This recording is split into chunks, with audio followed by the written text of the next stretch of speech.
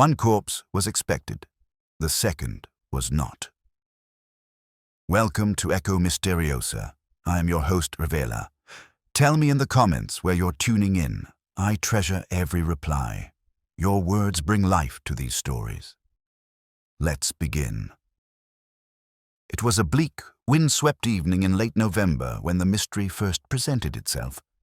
Though as I reflect upon it now, it arrived not as a mystery, but rather as a tragedy cloaked in officialdom. The gaslights flickered through the fog beyond the bay window of 221B Baker Street, and the fire crackled low in the hearth, casting long shadows across Holmes' outstretched legs. He lounged in his chair like some predatory feline, fingers steepled, eyes half-closed, and a faint curl of smoke rising from his pipe. I, for my part, had settled in with a volume of Thucydides, which I had been meaning to finish for some years. Holmes had spoken very little that day, save for a brief monologue on the psychological difference between a forged suicide note and a genuine one. An observation I suspected had more bearing on his recent cases than he was willing to admit. It was just after 7 when the doorbell rang sharply. "Ah," Holmes said without opening his eyes. "That, Watson, will be either Inspector Lestrade with an insolvable problem or Mrs. Hudson reminding us that the roast will not wait beyond 1/2 He was wrong on both counts.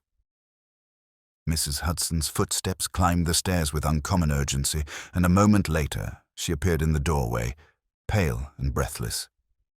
"Gentlemen," she managed, "there's a man here to see you. Says it's a matter of life and death. Insisted on no delay." Holmes rose immediately. "Show him in."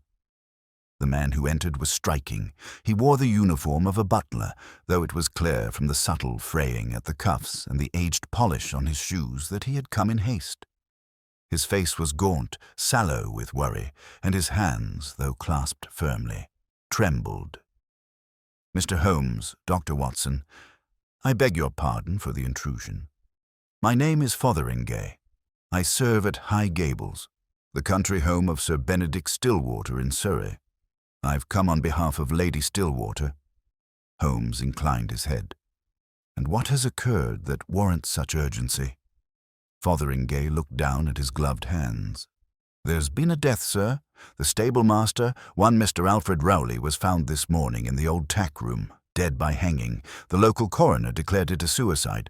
But Lady Stillwater, she is not convinced. Neither am I." Holmes gestured for him to sit. "Go on." "There were no signs of struggle. But, and forgive me if this sounds like superstition, sir, it was the second death this week, and the first body has vanished." Watson, who had been listening with polite concern, leaned forward. "Vanished?" "Yes, doctor. The first was a guest, a Mr. Francis Delmare.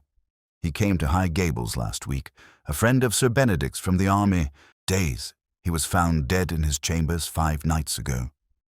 "Poison," the doctor said, "but before the body could be taken for burial, it disappeared. No one saw it leave the house." A long silence followed. Holmes's eyes glittered. 2 deaths, 1 disappearance, and no answers. "Mr. Fotheringay, I believe you are quite right to be alarmed. Did you bring a carriage?" "It waits at the corner." "Excellent. Watson, coat and bag. We leave at once for Surrey." "But Holmes," I protested, "we know next to nothing." "Exactly," he replied, a sharp edge of excitement in his voice. "And when the facts are few, the possibilities are infinite.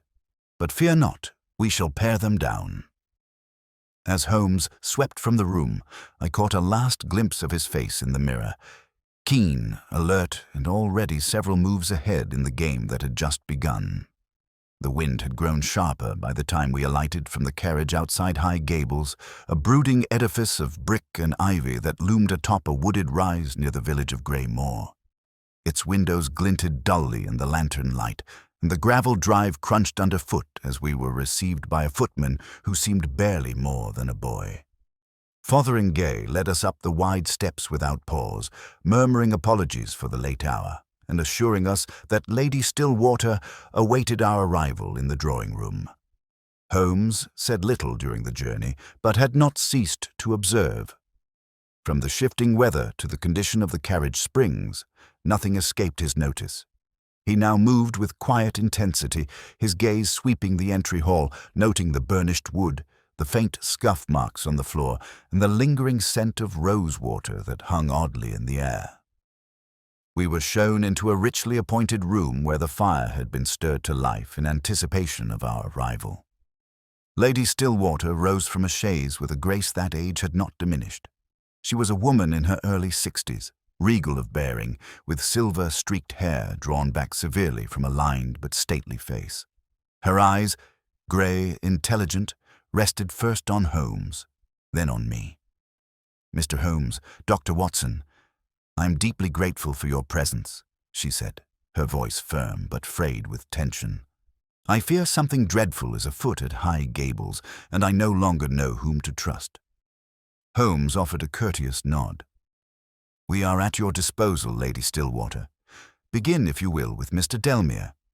She gestured for us to sit, and as we did, she folded her hands tightly in her lap. "Francis Delmere arrived last Tuesday," she began. "An old acquaintance of my husband's from his military days in India. They had not seen one another in years, but when Sir Benedict received his letter, he was eager to renew the friendship. Mr. Delmere was peculiar, polite certainly, but distant. He kept largely to his rooms and had a most singular interest in the library." Holmes' eyes narrowed. "In what sense?" "He requested access to certain locked volumes, military reports, old financial ledgers. I found it odd. Benedict dismissed it. 2 nights after his arrival, he retired after dinner, claiming a headache. In the morning, he was found dead in his chamber." "Cause of death?" Holmes asked. "Our village physician claimed poison, though what kind he could not say. There was no chalice or vial, simply a glass of water on the bedside table, untouched." Holmes steepled his fingers, and yet before the authorities could act, his body vanished. "Precisely. We placed it in the cellar for temporary keeping. Cool, undisturbed. Benedict intended to summon a coroner from London, but the following night, the body was gone. The doors were locked, the windows barred, and no signs of forced entry. I could not contain my astonishment. And what did Sir Benedict say to all this?" Lady Stillwater's voice grew cold. "He dismissed it as staff incompetence, said the body had likely been removed by Fotheringay or one of the maids and simply misplaced." "Misplaced?" Holmes echoed incredulously. "Quite. I fear my husband has grown increasingly erratic. Since Mr. Delmere's arrival, his moods have turned. He keeps to his study, refuses meals, speaks to no one. And then, yesterday, Alfred Rowley, the stable-master, was found hanged in the old tack-room the very next morning." Holmes rose and began to pace slowly, eyes scanning the room as though seeing layers beneath its walls. "And was there anything to connect Mr. Rowley to Mr. Delmere?" Lady Stillwater hesitated. "Nothing overt, but I did overhear a conversation 2 nights before Mr. Delmere's death. Rowley was arguing with someone, furious. I could not tell who the other man was. The voices were muffled." "What of Sir Benedict?" Holmes asked quietly. She swallowed. "My husband's own conduct has become strange. He claims to have no memory of the night Delmere died, and he refuses to speak of the vanished body at all." Holmes stopped pacing and turned. "Lady Stillwater, may I see Mr. Delmere's room?" "Of course. Fotheringay will show you. And the tack-room, if you wish." We left the drawing-room without further ceremony, Fotheringay leading us down the south corridor toward the guest wing. The air was heavier here, the wallpaper aged and curling at the corners. The door to Mr. Delmere's chamber creaked as it opened. It was a sparse room, immaculately clean, yet clearly unused since the death. The bed was neatly made, the desk bare but for a brass lamp and a blotter. Holmes immediately crossed to the fireplace, where he knelt and examined the ash grate. "Watson," he said, "take a look at this." I crouched beside him. In the cold ashes, partially scorched and crumbling, were the unmistakable remnants of paper, at least 3 different documents. Holmes used his glass, carefully extracting what fragments he could. "Handwriting," he murmured. "Delmere destroyed correspondence before retiring, or someone did so for him." He moved next to the wardrobe, opening it with a swift tug. Inside were 2 overcoats, a suitcase, and, most notably, a heavy leather-bound journal tucked into the lower compartment. Holmes retrieved it and flipped through the pages. "Empty," he said. "Every leaf torn out save one." He held it up so I could see the writing. "The truth lies in the second account, not the first." Holmes tucked the journal under his arm and gestured for Fotheringay. "The tack room, please." It was located beyond the stables, a weather-beaten structure detached from the main estate. The air inside was musty, tinged with mildew and old hay. A length of rope still hung from one of the beams, knotted with rough precision. A stool lay on its side nearby. Holmes knelt again, examining the ground. He traced his fingers through the straw, lifting it to reveal faint marks in the dirt floor. "2 sets of prints," he said quietly. "One approaching, one departing, but not the same man."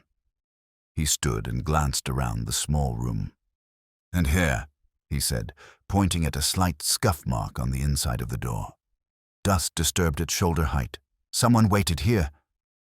Watched." Watson stepped closer.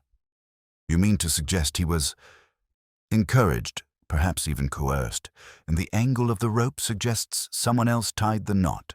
It's too high for Rowley to have fastened it himself, unless he used a ladder, not a stool. This was no suicide." Back inside the manor, Holmes asked to see Sir Benedict, but Fotheringay shook his head. "He refuses visitors, sir. Locked himself in the study since yesterday." Holmes's eyes narrowed, and he turned to me. "Watson, you recall the journal? The second account? Delmere was hunting a lie, and it cost him his life. Now Rowley is dead for perhaps learning the same truth. And the vanished body?" Holmes smiled faintly. "Ah, Watson, that is the very pivot of this mystery. One body too few, one death too many. The riddle deepens." We returned to our rooms that night with thoughts heavy and unresolved. As Holmes sat by the fire, examining the charred remains of Delmere's papers with tweezers and a magnifier, he muttered almost to himself, "One corpse disappears, another is found. And yet, I suspect, Watson, we are still one body short." I felt a chill that had little to do with the cold outside. Sleep came fitfully that night. Despite the warmth of the guest chamber and the weight of thick blankets, an oppressive stillness pervaded the old house. Something unspoken in the walls, in the long corridors and shuttered windows, that made every creak of wood seem deliberate, every breath in the darkness a possible intrusion. At breakfast, Holmes was already awake and fully dressed, seated at the long oak table in the morning room. A single piece of toast lay untouched on his plate, but his cup of tea had been drained twice, judging by the ring stains at his elbow. His eyes, sharp and distant, suggested a mind already miles ahead. "Sleep well, Watson?" he asked, without turning. "Well enough," I replied, though the truth was otherwise. "And you?" "Hardly necessary," he said flatly. The mind was occupied. "I've been thinking about the phrase in Delmere's journal, the second account. It is not merely poetic. You believe it to have literal significance. Indeed, perhaps referring to 2 versions of an event, or even 2 financial ledgers, one for appearance, the other for truth. Given Delmere's peculiar interest in the library and locked documents, I should not be surprised if High Gables is hiding something more transactional." Lady Stillwater entered then, composed but weary. "Good morning, gentlemen. I hope you found the accommodation sufficient, despite the dreadful circumstances." Holmes rose slightly. "Quite adequate, Lady Stillwater, though the silence in this house is of a rather unusual quality. Tell me, how long has Sir Benedict remained sequestered in his study?" "This is the second day," she said, her voice taut. "He refuses to answer the door, though Fotheringay claims to have seen a lamp lit through the crack last night." Holmes's gaze sharpened. "May I see the study now?" She hesitated. "If you can get in, you're welcome to try." Holmes excused himself without waiting for further conversation, and I followed him through the upper corridor to a heavy oak door at the western wing, locked tight. He rapped twice. No answer. A third time, louder. "Sir Benedict," Holmes called. "It is Sherlock Holmes. We require a word." Still nothing. Holmes's eyes dropped to the floor. "Watson," he said in a low voice, "observe the dust." I bent down. The layer of dust near the door was thick, save for 2 parallel streaks leading away from the threshold. "As if something were dragged," I murmured. Holmes nodded. "Or someone." He knocked again, then stooped suddenly, producing a fine, curved tool from his coat pocket. With deft precision, he began manipulating the lock. "You're picking it?" "I am. If Sir Benedict is well, I'll make my apologies. But something tells me this room is no longer merely a study." The lock clicked. He pushed open the door gently. The room within was dark, curtains drawn. A lamp on the desk flickered low, illuminating a space that had once been orderly, but now bore signs of disarray. Papers scattered, drawers open, a glass of what looked like brandy spilled across correspondence. The smell was faint but unmistakable, something medicinal beneath the scent of the liquor. We moved further in. The fire had burned down to embers in the hearth, and then Holmes stopped. "There," he said softly.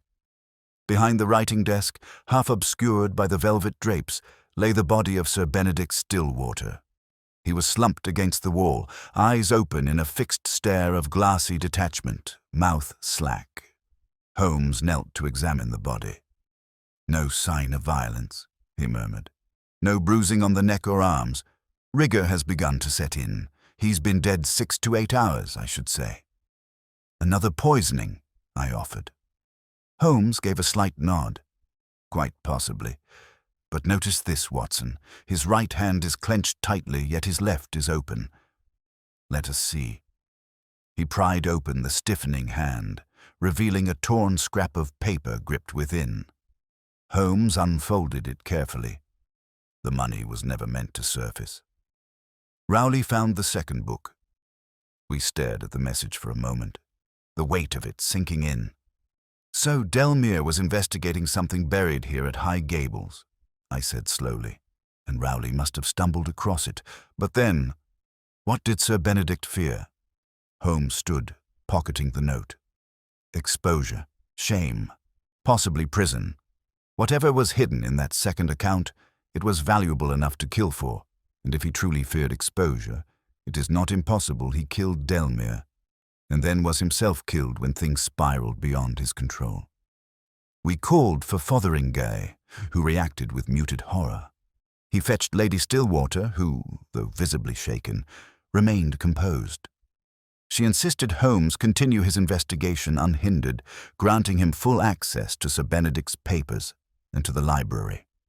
We spent the better part of the next hour in the library, combing through the dusty ledgers, financial records, and journals Sir Benedict had accumulated over a long life. Holmes moved with precision, opening drawers, tapping the spines of books, examining the bindings. Then, behind a loose panel in the back of a tall cabinet, he found what he had been looking for, a slim black ledger. He opened it and smiled grimly. "Watson," he said, "we have the second account." The entries were meticulous, written in an entirely different hand from the public ledgers. Disbursements, shipments, dates, all concealed from official view. Names were abbreviated, but enough remained to build a pattern. "Sir Benedict was laundering funds," Holmes said, "through a shell company supposedly providing supplies to the army in India. But half the goods never existed. He was siphoning money, embezzling large sums across a span of 2 decades. And Delmere found out. Almost certainly. Perhaps he was part of the scheme and returned to blackmail Sir Benedict. Or, more likely, he stumbled onto the trail and came here under the guise of friendship to confirm his suspicions. Rowley, meanwhile, was an honest man who found the book by accident, perhaps while tending the fire or dusting shelves, and that made him a liability. But who killed Sir Benedict? Holmes turned to me, his face dark with thought. Not suicide, that much is clear. The paper in his hand was placed there, perhaps after death, or clenched reflexively as he was poisoned. But I suspect his killer knew the end was near, and needed to ensure that the second account was never found. He turned back to the bookcase. And yet they left this hidden, untouched. Why? I opened my mouth to speculate, but before I could speak, there came the sound of hurried footsteps outside the library door. It flew open, and Lady Stillwater stood there, breathless. Mr. Holmes, there's been another disappearance. Holmes froze. Who? Fotheringay, who had been in the hallway, answered for her. Mrs. Crowthorne, the housekeeper. She's vanished. Her rooms are empty. The back entrance was unlatched. Holmes's eyes flickered. And was she connected to Sir Benedict's private accounts? Lady Stillwater looked stunned. She handled all the household finances. Has for yours. Why? Then I fear, Holmes said, she was either the last loose end or the mastermind behind the knot. His eyes narrowed. Watson, we must act swiftly, before she disappears for good. Holmes did not wait for a second report. The moment Fotheringay mentioned the back entrance, he was already striding from the library, the second ledger secured under his arm. I followed swiftly, nearly colliding with a maid in the corridor who shrank back as Holmes passed like a spectre of justice. Where are her quarters? He called over his shoulder. North wing, top floor, Fotheringay replied, keeping pace. We ascended the narrow staircase quickly, past the servants' quarters and into a dim hallway where the air was cooler and faintly scented with lavender and dust. Mrs. Crowthorne's room was at the end, door ajar. Holmes entered without hesitation. The small room was tidy, the bed made, her uniform apron neatly folded on a chair. But the wardrobe stood open, half empty, and her traveling trunk, once stored beneath the bed, was missing. She packed deliberately, Holmes muttered. Not in haste, but with time to be methodical. She expected a moment to escape. He opened the writing desk and rifled through its contents with swift precision. Inside, he found a set of correspondence, bills, receipts, and, most damning, a letter addressed to a solicitor in London. It read, Should anything happen to Sir Benedict, the documents in my possession will explain everything. I must protect myself. The ledger will never be found. Holmes tapped the edge of the paper. Interesting turn of phrase. Not, I will go to the police, but I must protect myself. Clearly, she saw herself not as a whistleblower, but as a participant in the game. She was part of it, I said, but saw the walls closing in. Delmere arrives, snooping into the records. Rowley finds something he shouldn't. Sir Benedict begins to unravel. She waited, calculating her moment. Holmes turned to Fotheringay. The back entrance? This way, sir. He led us down through the servants' corridor, past the kitchens, and into a scullery where a heavy wooden door stood open to the rear gardens. The morning light filtered in faintly through the mist, and wet footprints were faintly visible on the stone. She left no more than half an hour ago, Holmes said, crouching to examine the marks. Footwear, flat-soled, practical, not a lady's heeled boot, carrying weight, judging by the deeper impression on the left. He stood. We'll need horses. But she's had a head start, I objected. Holmes offered a rare grin. Fortunately, she's not as clever as she thinks. 10 minutes later, we rode out on two of the estate's mounts, galloping down the muddy lane that led toward the nearby station at Greymoor. The wind tore at our coats, and the hooves of the horses echoed like gunshots through the cold, damp air.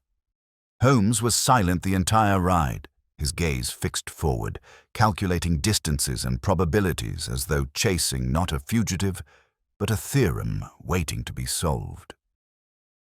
We reached the station just as the 10:15 train from Portsmouth hissed its arrival.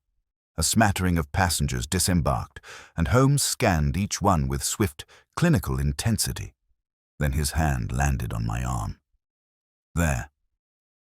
On the far side of the platform, a woman in a grey travelling cloak was attempting to board the second-class carriage. She kept her head low beneath a bonnet and carried a modest carpet-bag. Holmes stepped forward and in a calm, loud voice said, "Mrs. Crowthorne, I would advise against continuing your journey." She froze. There was no struggle. She turned slowly, face pale and resolute, and met Holmes' gaze with something like bitter resignation. "I suppose I should have burned the ledger," she said. "I knew you'd find it." He nodded slightly. "You're not the first to underestimate how persistent the truth can be." We returned to High Gables by noon. Lady Stillwater, upon learning of the arrest, took the news in silence, then asked that Mrs. Crowthorne be held in the library until the authorities could arrive. Fotheringay sent for the local constable, and within the hour a sullen Mrs. Crowthorne sat beneath the brooding portrait of Sir Benedict's ancestors, her hands folded in her lap, lips tightly pressed. Holmes stood before her, his arms behind his back. "You poisoned Sir Benedict," he said, not as a question but as an established truth. She flinched. He was going to bring the whole thing down. I thought he had burned the second account, but then he told me Rowley had found it, and Rowley, poor man, he was going to take it to the press. We had to act. "We," Holmes repeated. "So you were not alone." She glanced up, eyes narrowed. "Number, but you already know who helped me." Holmes offered no reply, merely gesturing to the constable to take her statement. In the quiet that followed her removal, Holmes stood at the hearth once more, regarding the fire as if searching for one last fragment of insight. I poured 2 brandies and handed him one. "I must admit," I said, "there is still something unclear. Delmere's body. It vanished, but never turned up. Surely Crowthorne could not have smuggled it out alone." Holmes nodded. "No, she had help. That second accomplice must still be in this house. Likely someone we've overlooked. Someone with access to the cellar and knowledge of the servants' comings and goings." He sipped his drink and turned toward me. "And that's why we must speak to the gardener." The gardener. Indeed, a Mr. George Vickery, absent since the day after Delmere's death. His duties would place him near the cellar, the rear gates and the grounds. All ideal for moving a body. We were told he took ill and left for his sister's cottage in Eastwick. "Do you think he was involved?" "I think," Holmes said slowly, "that if Delmere's body was moved, someone either profited from its removal or feared what it would reveal under closer examination." We located Vickery by late afternoon. He had indeed returned to his sister's cottage, but when we arrived with the constable, he bolted into the woods, making it only a few hundred yards before Holmes, with surprising athleticism, tripped him with a well-timed swing of his cane. He confessed readily. Mrs. Crowthorne had paid him £20 to carry the body out in a delivery cart, bury it in the abandoned churchyard beyond the estate wall, and say nothing. He had agreed out of desperation. Debts, a sick mother, and the promise that no questions would be asked. We recovered the body that evening. Delmere, though far gone, was identifiable, and the coroner later confirmed traces of a rare plant-derived poison, digitalis, carefully administered to mimic a sudden cardiac event. As darkness returned to High Gables, I sat with Holmes once more in the drawing-room, the weight of the day finally easing. "You had it from the beginning," I said. "The missing corpse, the second account, the forged suicide." "I had nothing but fragments," Holmes replied, "but each truth hinted at another. like a house of mirrors, Watson. Delmere's curiosity uncovered the rot. Rowley's honesty doomed him, and Sir Benedict, for all his wealth, fell not by the hand of a stranger, but by the quiet efficiency of his own housekeeper. I looked toward the window, where fog crept once more across the lawn. "And what now?" I asked. Holmes leaned back. "Now we let the law complete its course. But I dare say the true mystery here was not the method, Watson, but the motive. In the end, greed does not announce itself with horns and banners. It creeps in with ledgers and whispered promises, and, eventually, leaves its tally in bodies." He raised his glass toward the fire. "To the second corpse, Watson, and to the secrets it refused to stay silent about." The following morning dawned grey and listless, a fitting cloak for the residue of unease that still hung over High Gables. Though Mrs. Crowthorne had confessed and Vickery was safely in custody, Holmes was far from satisfied. There remained an unsettled air about him, a mental agitation that expressed itself in abrupt silences and bursts of frenetic pacing. We sat once again in the drawing-room after breakfast, the fire crackling idly between us. Holmes had the second ledger on his knee and was thumbing through the final pages, brow furrowed. "She lied, Watson," he said suddenly, snapping the book shut. "Mrs. Crowthorne? About what?" She knew the second account hadn't been destroyed. Delmere's note made that plain, but she claimed she was protecting herself, which implies she was acting under threat. Yet nowhere in her confession did she mention receiving any such threats. Furthermore, if Sir Benedict was the mastermind and she only acted to save herself, why kill him after the ledger had already vanished from view? "She feared he might recover it," I ventured. "Possibly. But consider this. She moved quickly after Rowley's death, not before. Her timing suggests she was waiting for something, or someone. And Delmere's body. Yes, Vickery disposed of it, but only under instruction. He didn't know what he was moving. And yet—" Holmes trailed off, standing and moving toward the window. He stared across the frost-laced gardens toward the long hedgerow that marked the rear edge of the estate.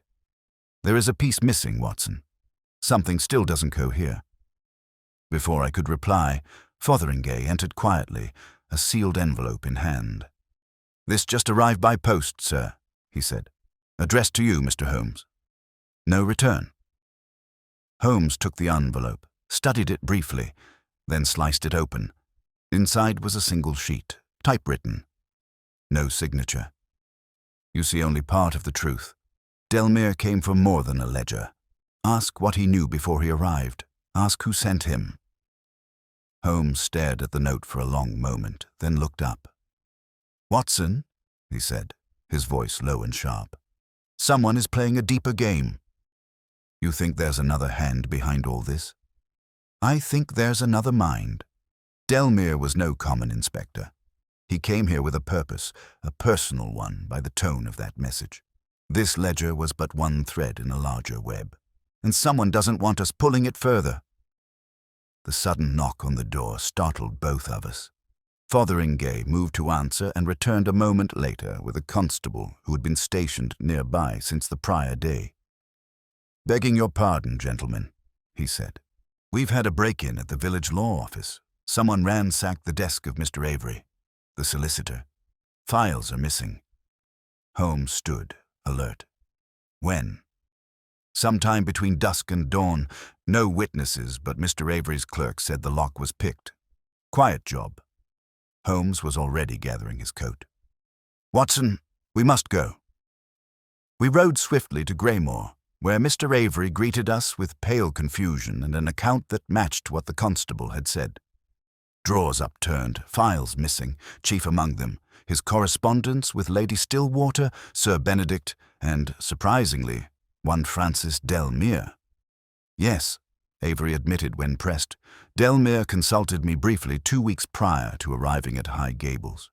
He requested copies of Sir Benedict's estate dealings under the pretext of investing in a mutual venture. He showed a letter of introduction signed by a man named Collingwood. Seemed legitimate at the time." Collingwood, Holmes repeated softly. The name rings familiar. It should, Avery replied. Retired colonel, connected with the Ministry of War, passed away in May. Holmes' eyes gleamed. So Delmere forged the letter, came under false pretenses. But why? I frowned. He was investigating, but not simply out of curiosity or coincidence. Holmes turned to me. Exactly. Delmere wasn't a random guest. He was sent, or motivated by something deeply personal. Back at High Gables, Holmes returned to Delmere's room and began once again examining the few belongings left behind. The charred letters in the grate, the suitcase, and the single surviving journal page still left too many questions. Then, in a sudden motion, he pulled open the lining of the suitcase with a small blade. Inside, sewn into the fabric, was a hidden compartment, and within it, folded carefully in waxed paper, a photograph. It showed two young men in military uniform. One was clearly a younger Sir Benedict Stillwater.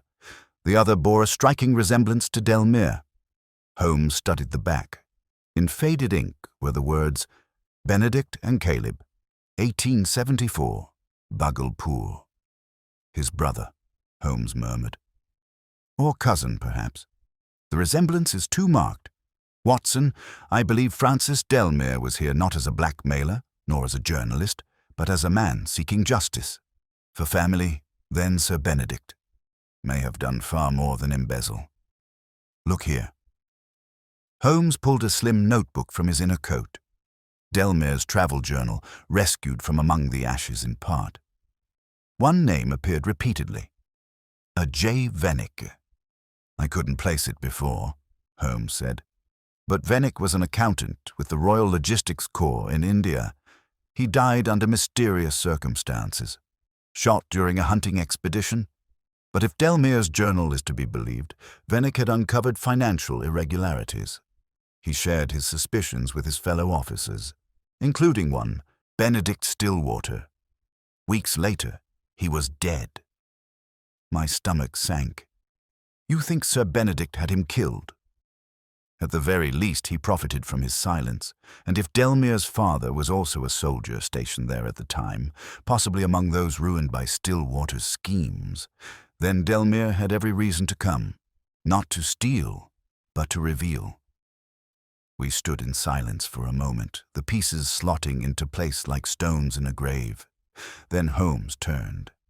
But there is one final thread. This message. He held up the anonymous note. Someone knows more. Someone who watched all this unfold from the shadows. And I suspect that person is still within High Gables. That evening, Holmes requested that all remaining staff be gathered in the main drawing room.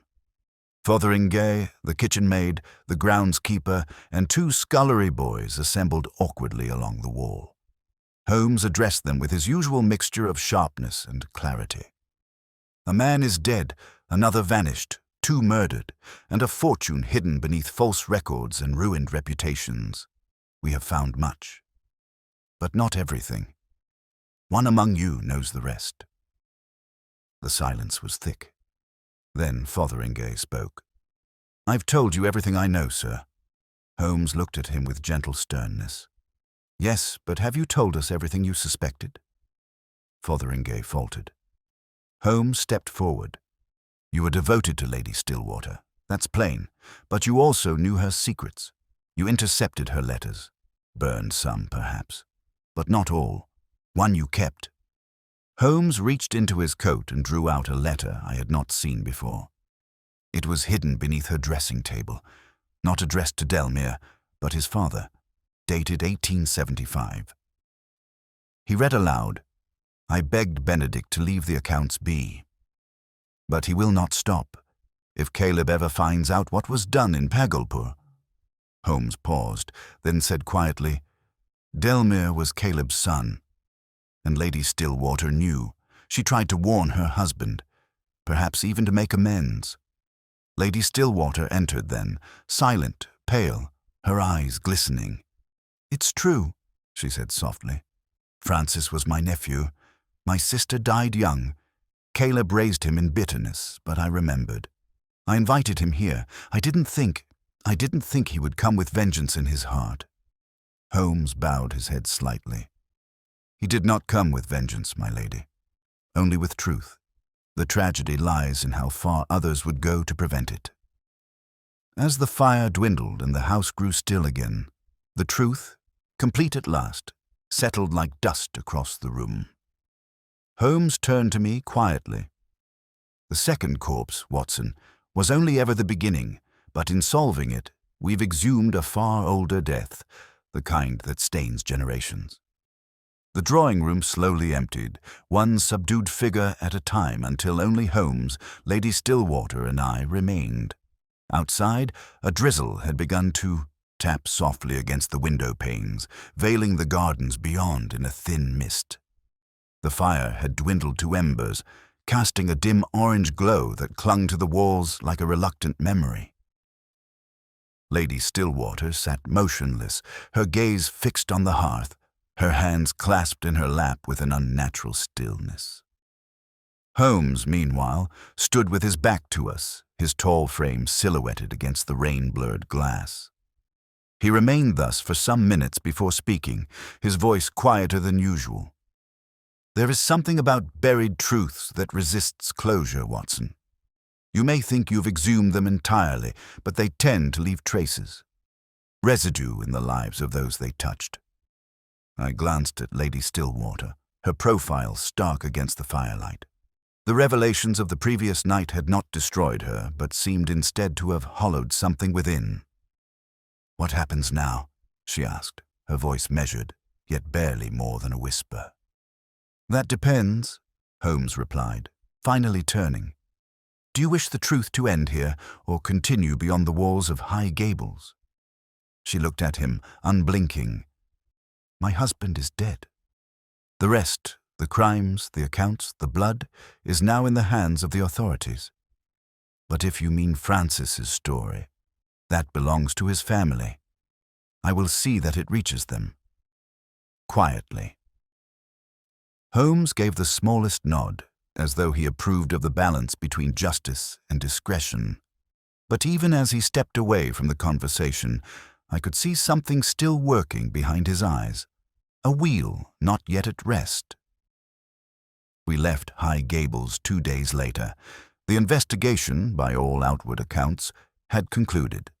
The police had what they needed: Mrs. Crowthorne's confession, Vickery's statement, the financial ledgers, and the physical evidence tying the crimes together.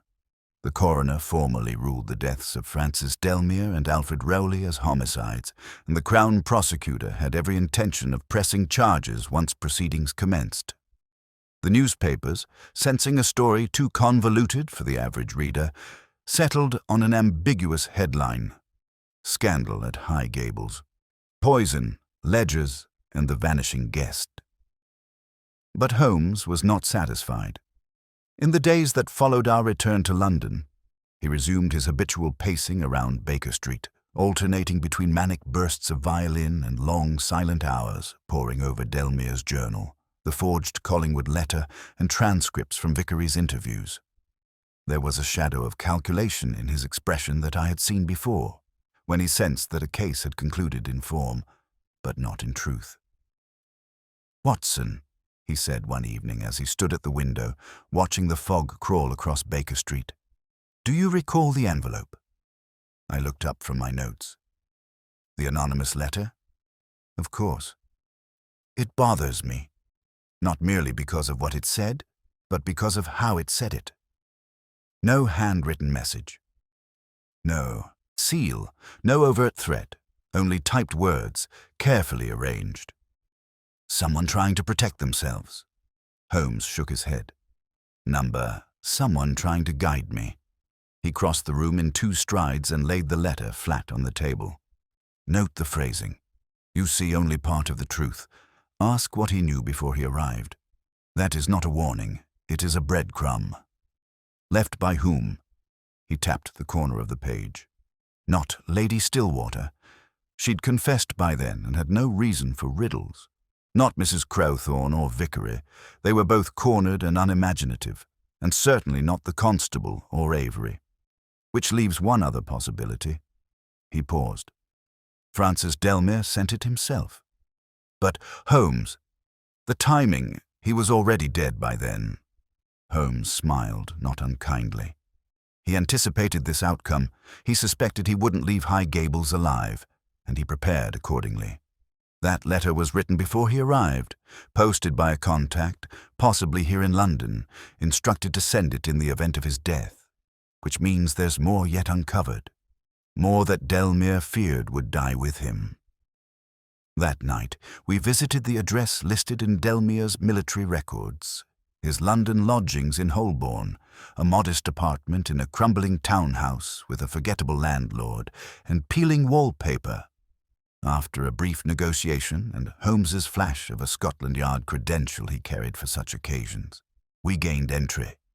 The rooms were Spartan, tidy, but not impersonal.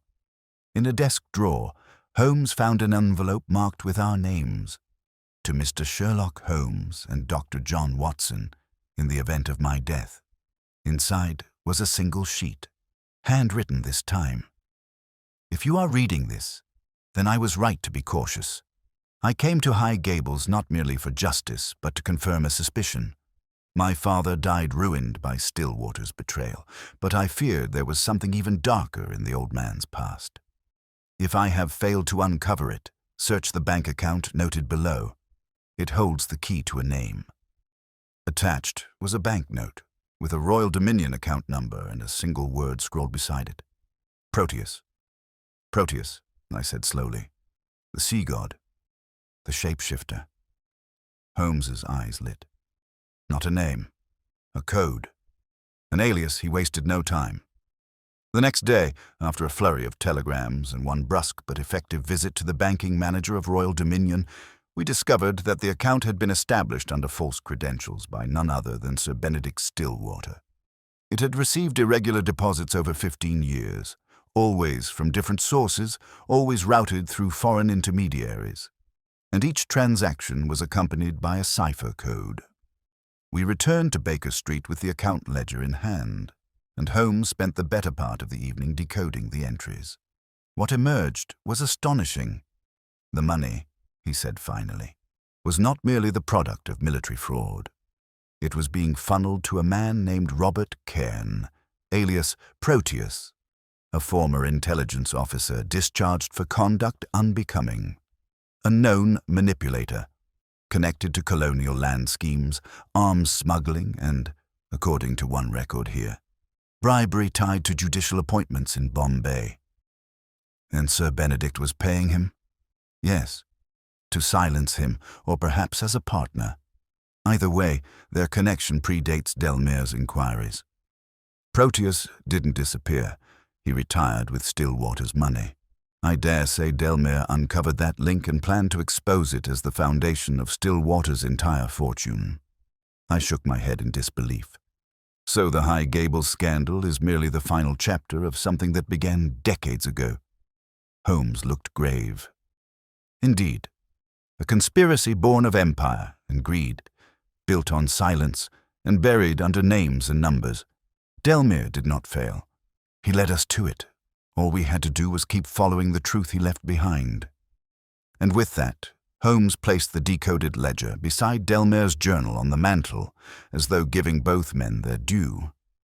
Then he returned to his armchair, stretched out his legs, and stared quietly into the fire. "I wonder, Watson," he murmured, "how many other truths die because no one bothers to exhume them." I had no answer, only the steady ticking of the mantel clock and the soft rustle of London's midnight fog pressing up against the window. It was nearly a week after our return from High Gables, and the trail left by Francis Delmere had begun to narrow from mystery to menace. Holmes had not slept properly in days, though he gave no sign of fatigue save for the increased ferocity of his violin playing in the late hours. He paced the floors of Baker Street as if the boards themselves held secrets, muttering fragments of thought too disjointed for me to follow. I did what I could. compiling notes, cross-referencing the coded bank entries, even corresponding with a retired Indian civil service official, Holmes, named without context. But nothing seemed to satisfy him. Holmes was hunting something, and I had learned long ago not to interrupt that hunt with idle speculation. On the morning of the 7th day, he halted mid-stride and turned to me with that unmistakable glint of revelation in his eyes. "We've been looking at it backwards, Watson," he said. "Backwards?" "Indeed. We have focused entirely on Sir Benedict, his embezzlement, his history, his hidden ledger. But if we turn the lens to Proteus, Robert Cairn, we begin to understand why Delmere risked everything, and more importantly, who is still protecting him." "Cairn hasn't been seen in years," I pointed out. "Are you suggesting he's alive?" Holmes raised a finger. "Not only alive, but perhaps the final architect. Stillwater may have been the wallet, but Cairn was the dagger. Think. All these years, money flows steadily into a ghost's hands, yet not a whisper of him reaches the public eye." He retrieved Delmere's journal again, flipping to a scrawled section we had previously skipped. The ink was faint but legible. "Received a reply from D. Wexley. Confirms Cairn's movements in '83 when he vanished from Calcutta. Last known contact, a private club in Paris, something to do with ex-intelligence brokers." "D. Wexley," Holmes murmured. "Another retired official. We'll wire him again, but first we go to Paris." "Paris!" I exclaimed.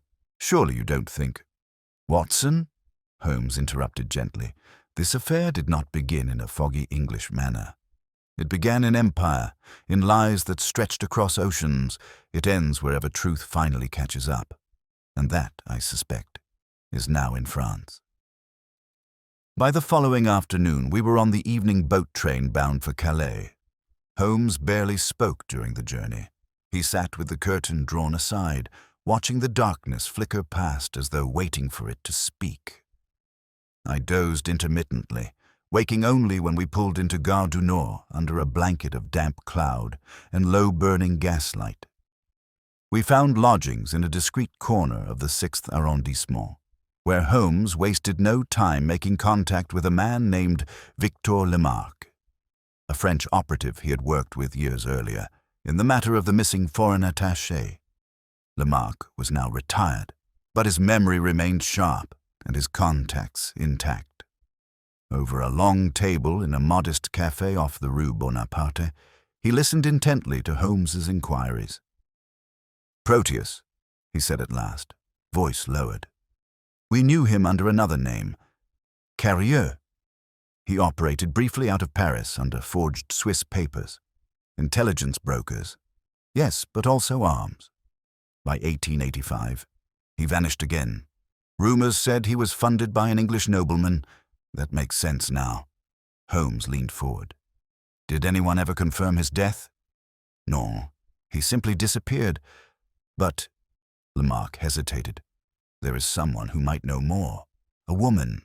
Used to run messages for him, according to whispers. Her name is Adele Rousseau. Last I heard, she was living under police protection. Cairn made enemies before he vanished." An hour later, with Lemarque's guidance, we found ourselves before a small house in the outskirts of Belleville. It was well kept, but plainly under watch. Holmes recognized the distant silhouette of a plainclothes officer loitering near the lamp-post. "Stay behind me, Watson," Holmes murmured. "This woman may be afraid of her own memories." We were announced with some reluctance by a tight-lipped housekeeper who returned a moment later with a nod. Holmes entered first. Adele Rousseau was older now, but her bearing was still alert. She wore a shawl, and her eyes narrowed the moment Holmes introduced himself. "I've said nothing for years," she said. "Why should I begin now?" Holmes sat opposite her without preamble. "Because the man you once served, Carrieux, Cairn, Proteus, has left death behind him. And one of those deaths belonged to a man named Francis Delmere." Her lips parted slightly. It was the only sign of emotion she allowed. "I knew the name," she said. "He wrote to me once. Months ago. Asked about a photograph. A group of men, military, gathered outside a barracks in Bhagalpur. She rose slowly and fetched a tin from a side table. Inside were several folded papers and a photograph. Holmes examined it closely. There was Stillwater again, and beside him, unmistakably, Robert Cairn. Holmes pointed. Where was this taken? India. After a tribunal. A man named Vennick had accused Stillwater and Cairn of siphoning supply funds. Cairn was protected by the intelligence office, Stillwater by his rank. Vennick was found dead 2 weeks later. Holmes didn't speak. He turned the photo over. On the back, in a woman's neat script, those who make silence a profession must live forever afraid of noise. Adele Rousseau watched him. If Cairn is still alive, she said, he is not in Europe. He will have fled far. But I will tell you something. He had a habit, a superstition. He believed the name Proteus protected him. He used it in every code, every ledger, even when unnecessary. He said it was the name that made him untouchable. Holmes nodded slowly. Then it is time we touch him. We returned to our rooms that evening with more questions than answers, but Holmes looked lighter. Not triumphant, never that, but closer to something long buried. In the quiet of our chamber, I asked the question that had been gnawing at me for days. Do you believe Delmare's death mattered, Holmes? That this, what we're doing, matters? Holmes looked at me, and something in his face, something older than the case itself, softened. Delmare died trying to pull back a veil most men never even see. That act, Watson, always matters. He moved to the window, where the lights of Paris flickered against the glass like fireflies. We are not here merely to catch a man who calls himself Proteus. We are here to bring light into a place built for shadows. If that matters to you, Watson, then it must be enough. I could not argue with that, and as the rain began again, light and whispering, I realized that the pursuit of truth, so perilous, so slow, was its own kind of justice. A quiet one, but enduring. The rain had not ceased by morning, though it fell now in a mist rather than sheets, softening the edges of Paris into a city of smoke and shadows. Holmes stood before the hearth in our modest room, gazing at the flame as if it concealed some silent arithmetic. The photograph Adele Rousseau had given us lay beside his watch on the mantel, alongside Delmare's journal and the bank ledger from Royal Dominion.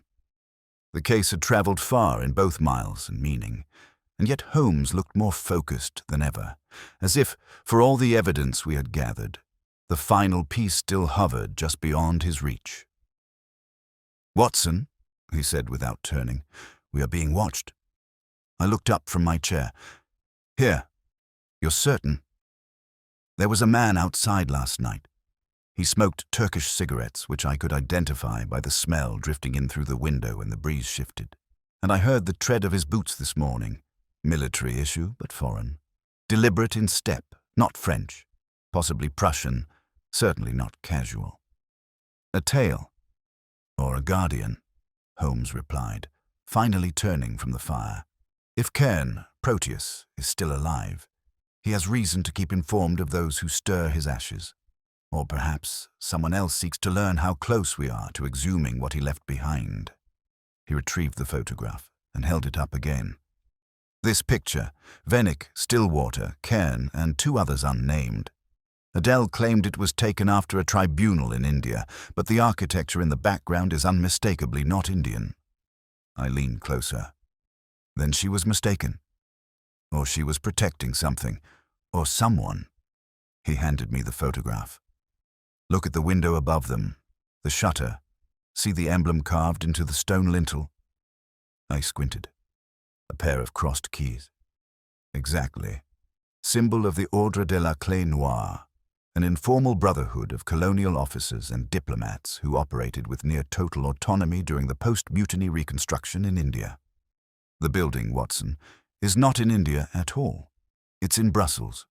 An annex once used for debriefing officers and settling covert financial disputes. I blinked. But that changes everything. It suggests this tribunal, if it existed, was not judicial, but internal. Not legal, but logistical. Stillwater and Cairn were not prosecuted. They were protected. The implications settled over the room like fresh dust. Delmere had not been pursuing a crime punishable by court alone. He had been probing a shielded network, a relic of empire designed to preserve reputation at the cost of justice. That shield had held firm for decades, until he breached it. Holmes resumed his pacing. I wired Wexley again this morning, requesting the decommissioned files of Cairn's final service records. If our luck holds, there may be a thread connecting his disappearances. If not... A knock interrupted him. Holmes turned toward the door at once. His hand went instinctively to the small revolver hidden in the drawer of his valise. But I reached it first and held it low at my side. Holmes stepped to the door and opened it without hesitation. A man stood in the corridor, tall, gaunt, and dressed in a gray travel coat slicked with rain. His gloves were neatly buttoned, and a leather satchel hung from one shoulder. He looked to be in his early 60s, though his posture bore the discipline of someone much younger. His eyes, pale and sharp, regarded us both with unblinking familiarity. "I assume," he said in English tinged with a clipped colonial accent, "that I am addressing Mr. Sherlock Holmes." "You are," Holmes replied coolly. "I am Nicholas Fane," the man said, "former aide to Colonel Robert Cairn. We must speak." Fane entered and removed his gloves with precise, almost ceremonial care. He did not sit until Holmes gestured to a chair by the hearth. The fire hissed quietly as he warmed his hands before it. I received word, through channels not worth disclosing, that a man named Delmere had reopened a subject I hoped was long dead. I did not know he had died himself until I read the notice in Le Figaro this morning. He paused. There was a time I could have stopped this. I did not. Perhaps now I can mitigate the damage. "You were Proteus's assistant," Holmes said. Fane offered a mirthless smile. He would have laughed at that word. He kept no assistants, only instruments. But yes, I worked with him. In Calcutta, later in Cairo, then finally in Antwerp. I handled his records, filed his receipts, made appointments vanish. He called it diplomacy. "Where is he now?" I asked. Fane looked at me, then at Holmes. "He died in 1891. A fever took him while hiding in Tunis. He was buried without ceremony by a smuggler who owed him money. I only learned of it months later when one of his remaining accounts was flagged by a banker in Marseille who believed he had been financing revolutionaries." Holmes sat forward. "And the money?" "Still flowing," Fane said. "He arranged for automated dispersals through layered accounts. Blackmail funds, bribes. Even after death, he kept his ghosts well fed." Holmes nodded slowly, eyes narrowing. "Delmere suspected as much." "Yes," Fane said. "He was correct, but he didn't know the full scope. That's why I came. Not to protect Cairn, he doesn't deserve it, but to tell you what Delmere missed." He reached into his satchel and produced a set of bound documents, original carbon copies, browned at the edges. Holmes took them without hesitation and began reading. "These are minutes," Fane said, "from a closed-door meeting in 1874. A suppression order, issued by a joint British-Indian advisory board. It authorized the disappearance of evidence linked to the Bhagalpur supply chain inquiry. Names were redacted, except one, Caleb Delmere, Francis's father." I inhaled sharply. Then the elder Delmere wasn't just a victim of Stillwater's schemes. He was marked. Fane nodded. He tried to stop the fraud, was labeled unstable, dismissed on medical grounds. Died alone in Darjeeling 3 years later. Holmes had stopped reading. He looked up. And Francis came to High Gables to finish what his father could not. "Not just for truth," Fane said. "For restoration, he wanted the name Delmere cleansed, the records made public, not for glory, for dignity." Holmes tapped the folder gently, Why come to me? Because I knew eventually someone would pick up the scent, and better you than the men who still protect what Cairn built. You were not on their list, Holmes. Not yet. He stood slowly. I have given you all I have.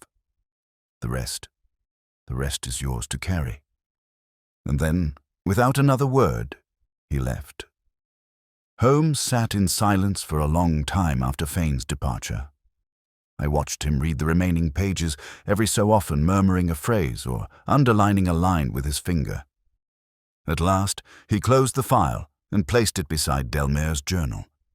"It is complete," he said softly. "Then you'll publish it?" I asked. Holmes looked at me with something that was almost weariness. "Number. But I shall ensure it reaches the right hands, those who can act without fear of being silenced. Delmare died not for justice, but for remembrance. It is only right that his father's name be given back its honor." I nodded, though my chest felt strangely heavy. And Cairn. Gone, but not forgotten. His works outlived him, but no longer undetected. We sat together in silence, two figures against the dimming fire, while Paris turned in on itself outside, oblivious to the dead men whose shadows had stretched across continents and years. And though the storm had passed, the air still bore the weight of everything that had nearly been lost. The days that followed were marked by an odd calm, a deceptive surface, like the mirror-still waters of a harbor hiding shifting tides beneath. Holmes, though no longer driven by the frenzied urgency that had carried us from High Gables to Paris, remained consumed by meticulous order. He arranged the documents Fane had provided into a sealed dossier, composed a detailed memorandum addressed to an official within the India office, someone whose discretion he apparently trusted, and handed it off to a courier with instructions to have it delivered in person. "What happens now?" I asked, watching him place the seal on the envelope with deliberate care. "That," Holmes replied, "will depend on whether the government has any appetite for shame." We remained in Paris for 2 more days, awaiting confirmation that the documents had reached their intended destination. During this time, Holmes did not touch his violin nor pace the floor. He spent his hours in quiet review, reading over Delmare's notes one last time, annotating his own marginalia beside faded phrases like carrier contact, possible banker in Marseille, and Bhagalpur memo redacted. Fine? The margins of the past were where Holmes worked best. But late on the second evening, as we returned from a final walk through the quieter avenues near Montparnasse, Holmes paused just as we reached the door to our lodgings. A man waited at the base of the staircase, a short figure in a wool overcoat and wide-brimmed hat that shadowed most of his face. He stepped forward into the gaslight. "Mr. Holmes," he said in a clipped, almost mechanical tone, "you are requested to return to London, discreetly." Holmes regarded him without a flicker of surprise. "And who is requesting this discretion?" The man withdrew a small envelope from his coat and handed it over without another word. Holmes turned it over.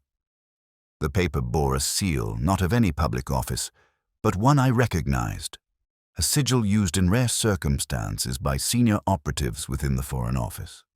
Holmes opened it, read the short message, then folded the note and slipped it into his pocket. "I suppose the curtain hasn't quite fallen," he said quietly. We departed before dawn. No one saw us off, and Holmes left no forwarding address with our host. The journey back to London was swift and silent. I asked no questions during the crossing, nor during the rail journey that followed, though I was certain from Holmes's manner that we were not merely returning to conclude administrative errands. When we arrived at Baker Street that evening, the gas lights outside were already glowing behind fog. Holmes took only a moment to shed his coat before placing the envelope on the mantel and pouring himself a half-glass of whiskey. "They've buried it," he said. I looked up. The file. Number the inquiry. The report has been deemed sensitive to colonial stability. The India office will acknowledge certain financial irregularities, but no names will be released. The Delmere scandal will remain a private matter, passed through internal channels, quietly forgotten. I exhaled. Then all of it was for nothing. No, Holmes said sharply. It was for Francis, for Caleb, for the truth. But institutions, especially those built on conquest, do not yield to righteousness. Only time can corrode such stone. He sat heavily in his chair and stared into the fire. I could see the tension in his shoulders, the rare gravity that came only when a truth had been preserved, but not recognized. And then something occurred to me. The file. What will you do with your copy? Holmes turned to me, eyes faintly alight. It stays with me, but a version of it, annotated, redacted just enough to protect the innocent. I intend to have published, not in the Times or the Gazette. Too bureaucratic, too liable to censorship. Where then? In the Strand. Under your name, Watson. I stared at him. He nodded. You've chronicled the villainy of blackmailers, the genius of burglars, the madness of murderers. But you've never chronicled corruption, not the kind that sits in polished drawing rooms and speaks in euphemism. It's time that changed. A beat passed. Then I reached for my pen. We worked together late into the night, shaping the account into a narrative the public could understand, without needing to grasp the intricate tangles of colonial finance. We focused on Francis Delmere's journey, on the slow, quiet courage of a man who had nothing to gain and everything to risk. We wrote about Rowley, the stable master who died for knowing too much, and even Mrs. Crowthorne, whose loyalty became her downfall. Holmes left out only those names that would serve no justice in being revealed. By morning, the article was done. Holmes wrote a brief note to the editor, folded the pages, and sealed the envelope. It may be altered, he said, censored. It may even be delayed. But once in the world, truth finds a way to grow. 2 days later, we received word that Fane had vanished. The boarding house in Antwerp, where he had been staying, reported him missing, his possessions left behind, but no sign of struggle. Holmes said nothing, but his jaw tightened as he read the telegram. I asked what he thought had happened. I think, he said slowly, he knew too much to remain useful, and perhaps just enough to be feared. There was no investigation, no follow-up. Another loose thread quietly snipped, but the article appeared a week later. Titled The Second Corpse, it ran quietly at the back of the magazine, not trumpeted, not headlined. It read like a short tale, a curiosity. Many readers likely believed it fiction. Yet the letters that came afterward told another story. Men who served in India, scholars of empire, even a barrister who hinted he had once seen the original tribunal minutes. They all wrote the same thing. I remember. I believe you. It happened. The quiet chorus of the long silenced. That evening, Holmes read each letter carefully, then placed them in a box alongside Delmere's journal and the photograph from Adele Rousseau. He locked the box and placed it on the highest shelf in the sitting room. When I asked what he would do with it, he said only, "Preserve it." For when the world is more prepared to understand itself. Spring arrived early that year, and with it came other cases, missing jewelers, fraudulent wills, coded messages hidden in church bells. But I never forgot high gables, nor did Holmes. And on certain nights, when the fog grew heavy and the fire burned low, he would glance toward the box with a strange, reflective quietude, as though remembering a war fought not with weapons, but with truths too long buried. I never told him, but I believed Francis Delmere had won. Not because he'd lived, but because he had uncovered. Because even in death, he had pulled back the curtain, however briefly, and shown the machinery behind the curtain. And that, I thought, was the one thing the Proteuses of the world feared most. Not exposure, but remembrance. It was nearly a fortnight after the publication of the second corpse when a letter arrived addressed not to Holmes, but to me. The envelope bore no return address, and the handwriting, though elegant, was unfamiliar. Holmes watched silently as I opened it, his expression unreadable, as though he'd anticipated it long before it reached our doorstep. The letter was brief. "Dr. Watson, you told it honestly. Perhaps more honestly than I deserved. I was not always on the right side of the line, but I thank you for telling the story of a man who tried to be. Do not search for me. There are still those who remember too much. N.F." I passed the letter to Holmes, who read it once, slowly, then placed it down with the faintest narrowing of his eyes. "Fane," he said, as if the name were an echo returning from a long distance. "He's alive, then," I murmured. "For now. But not in any place we could find him, I suspect. That he wrote at all suggests a man reckoning with the weight of survival. His kind rarely write unless something inside them is still unquiet." Holmes stood, walked to the window, and drew the curtain aside. Outside, London was awakening to one of those strange early spring mornings. Neither warm nor cold, neither bright nor dim, the city uncertain whether to shake off winter or slip back into it. The fog hadn't lifted, but the air held a faint crispness that promised clarity if one waited long enough. "You believe him?" I asked. Holmes didn't answer immediately. He watched the slow procession of a horse-drawn milk cart turning onto Baker Street, the steam from its beast of burden rising in faint wisps. "I believe," he said at last, "that even the most tarnished men can recognize when a better man has been lost." He let the curtain fall and turned back to me. "But the game, Watson, is not entirely over. You think there's more? There always is." He motioned toward the fire, where the photograph of Stillwater, Cairn, and the others remained propped above the grate. "We still do not know who took that photograph, or why it was preserved. Fane said it was after a tribunal, but Adele Rousseau was careful with her words. She said she heard it was so. Not that she knew. And Fane's story, while plausible, was carefully curated." I frowned. "You think there's another player?" "Possibly. Someone who watched, perhaps quietly benefited, but never stepped into the open. Someone whose role in Bhagalpur was never written down, but whose shadow stretches across the whole affair." He walked to the mantel and retrieved the photograph.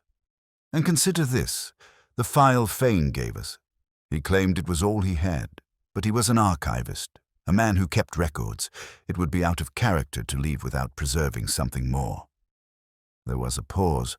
I saw where his thoughts were heading. "You think he left a trail?" "I think he wanted us to find it, but only if we proved we were prepared to see what lay beneath the last layer." That very afternoon, Holmes sent word to the Foreign Office through one of his quiet channels. A former diplomat, now retired, who owed Holmes a favor dating back to a scandal involving a Belgian envoy and a misplaced sapphire. The message was simple. Request access to a collection of decommissioned diplomatic correspondences between British liaisons and the Colonial Office in India during the years 1873 to 1876. Especially any referencing financial arbitration or confidential settlements. 3 days later, a reply arrived. The archivist had located a restricted document, one not listed in public indices, catalogued only under a numerical code. It had been pulled from public view by internal order in 1880 and relocated to a vault in the India Office basement, where it had not been disturbed since. Holmes arranged a private viewing. We arrived under the pretense of research into military provisioning, a claim that raised no suspicion in an office where the past often served merely as an obstruction to filing the present. The clerk, a young man with ink-stained cuffs and a perpetually distracted air, led us to a dim reading room and laid the file out before us without ceremony. Holmes opened it slowly. Inside were 3 pages, Official transcripts labeled Internal Arbitration Record 94-3. Dated April 3rd, 1874. The language was vague, deliberately so, but the participants were named by title. Lieutenant Column R.C. Major B.S. Liaison Representative, name redacted. Observer, A.D. Holmes stared at the last initials for a long moment. A .D, I said. Adele? He shook his head. A.D. isn't Adele Rousseau. It's not a woman's designation at all. It's an administrative code. Agent of dispatch. A rotating position used to facilitate quiet oversight. Whoever this A.D. was, they were the linchpin. The observer. The one person whose report never reached public eyes. Holmes flipped to the final page. There, buried beneath paragraphs of bureaucratic obfuscation, was a phrase in direct contradiction to everything Fane had told us. Recommended action: suppress testimony of former quartermaster C.D. as evidence does not constitute prosecutable fraud. Presence of civilian correspondent F.D. deemed inadmissible. He looked up at me, grim. Francis was not merely investigating his father's downfall. He had once witnessed it. He was there. Yes, likely as a boy. A civilian. Perhaps present during one of the reviews or briefings. Possibly brought in error. But it means... He tapped the page. He wasn't acting only from second-hand pain. He remembered. Even if only in fragments. And that memory, buried and ignored, led him back to High Gables. We left the reading room in silence, the full shape of the truth now a thing too large for outrage. Back at Baker Street, Holmes placed the final file inside the locked drawer of his desk beside the others. Then he sat for a long while, fingertips pressed together, lost in his own reflections. He came full circle, I said quietly. From forgotten witness to the last voice that refused to be silenced. Holmes gave the barest nod, and in doing so, exposed what a dozen reports, trials, and tribunals could not. Outside, the afternoon light was beginning to dim. A soft mist had returned to the street, blurring the sharp outlines of the city once again. I thought of Delmare, of the ledger, of the false accounts and the ghost of Cairn drifting across continents, and of how, in the end, it had taken one quiet man, armed only with memory and principle, to shake loose the lies that empire had fastened down with iron. Holmes stood at the window once more, his gaze distant. "When a man chooses to live as Proteus," he murmured, changing form to suit survival, "he forgets that water may hide him, but it cannot cleanse him." And behind his voice, I heard not triumph nor vindication, only sorrow.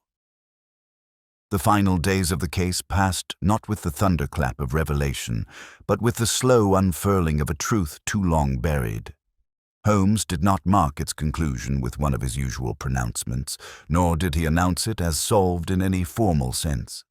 Instead, he moved through the quiet aftermath with the solemnity of a man who had gazed into a mirror and seen behind him a shadow far older than himself. One morning in early April, a letter arrived, not unsigned this time, but carefully penned on thick cream stationery. It bore the seal of the India office and was addressed directly to Holmes. He opened it in silence, read its brief contents, then handed it to me without a word. "Mr. Holmes, the documents you submitted have been reviewed under discretionary procedures. The committee expresses its gratitude for your careful handling of sensitive material. While no public inquiry shall be initiated at this time, certain reparative actions have been approved. The Delmere family will receive a sealed letter of apology, and the service record of Captain Caleb Delmere shall be quietly amended to reflect honorable discharge. We trust this shall serve the necessary measure of dignity. Respectfully, Sir T-R, Assistant Under-Secretary, Colonial Affairs Division 2. I finished reading and returned the letter to Holmes, who had resumed gazing out the window with a distant, unreadable expression. "A quiet admission," I said. "A buried one," he replied. No headlines. No trial. But the record set straight at least. It is not the justice Delmere hoped for, but it is the kind this world will allow. He turned back to the fireplace and stirred the embers with the poker. A thin line of smoke curled upward into the chimney. Francis Delmere did not live to see this, I said, but he made it happen. Holmes inclined his head. That is the victory.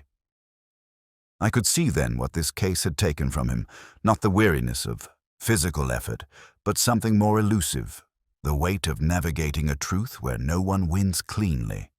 For all his brilliance, Holmes had always valued clarity, and yet this case had proved that clarity did not always accompany correctness. Sometimes all one could do was trace the outline of justice and leave it to time to fill in the color. The photograph was returned to Lady Stillwater by post, enclosed with a single note from Holmes. He was braver than any of us knew. There was no reply, nor was one expected. As spring deepened in London, other matters called us back into motion, an affair in Whitechapel involving a vanishing fence of stolen antiquities, and a curious case of anonymous letters sent to the dean of a Cambridge college. But on certain nights, when the fog crept low and the fire cast long shadows across the sitting-room, Holmes would glance at the box on the shelf where Delmere's journal, the letters, and the tribunal minutes now rested, not as evidence, but as testament. I, too, found myself reflecting on the man at the heart of it all, not Holmes, nor Cairn, nor Stillwater, but Francis Delmere, a man without power, without position, but armed with memory, principle, and the quiet conviction that even a small truth mattered. And when I sat down to pen the final paragraphs of the account, I did so not for the public, but for those like Delmere, those who carry the weight of what others forget, who walk the length of silence and still choose to speak. I gave the story a name that Holmes had once used with quiet admiration, almost as if he knew it would endure: the mystery of the second corpse. But it was never truly about the body that disappeared, nor even the man who was found hanging in the tack room. It was about the truth that refused to stay buried, and it was Holmes, in his usual fashion, who had the last word.